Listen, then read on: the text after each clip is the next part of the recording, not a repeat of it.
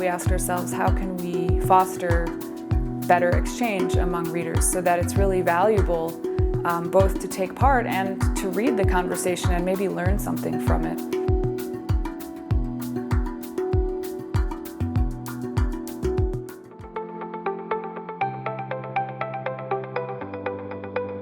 Several years ago, we at SwissInfo were thinking about the comments that appear on our website underneath stories. At that time, readers could simply write a comment under any story, start a conversation.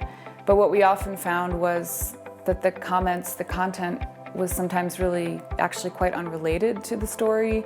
It was clear that people weren't really there in the spirit of conversation and exchange. What we landed on was this so-called debate format, which is visible on our homepage with a blue background with a picture of a journalist, and the journalist is really the host of the debate. It's the person who is launching it with a question.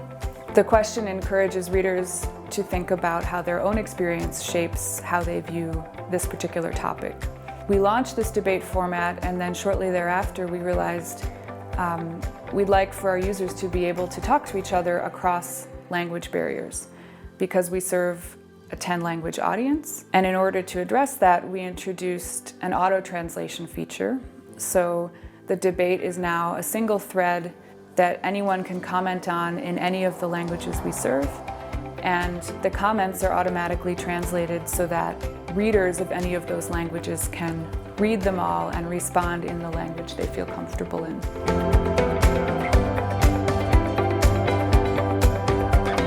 Yeah, we have a variety of topics. Of course, some are meant to be a bit lighter. We've talked about, for example, etiquette on public transport in Switzerland, people who may have traveled to the country and seen how the trains function and wonder about some of the habits of commuters and passengers.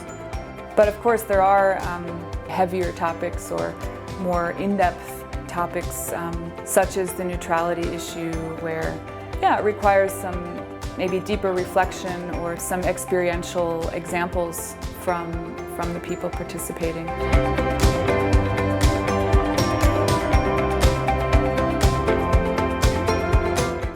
The debate topics really come out of the coverage that journalists are doing and the conversations that they're picking up on when they're doing their research. So they might have seen on an exchange on social media that readers are wondering about something or really passionate about a particular topic, and the journalist might take that up. And often, like I said, it comes out of a story that a journalist is working on where they realize there really is a central question at the heart of the story that people have different perspectives on, and why not highlight that in the form of a debate. And finally, there's also the option to have some of these questions or some of these inputs answered by perhaps an expert in the field.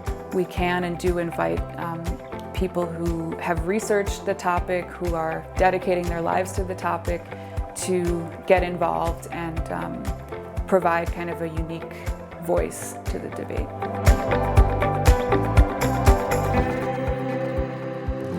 We also have a format for interacting with our readers where we ask them what they have questions about. Rather than posing the question ourselves, we ask, what would you like to know about a particular topic?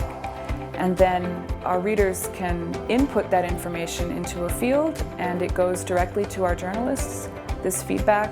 The journalists go through the questions and they use them as input for a future story.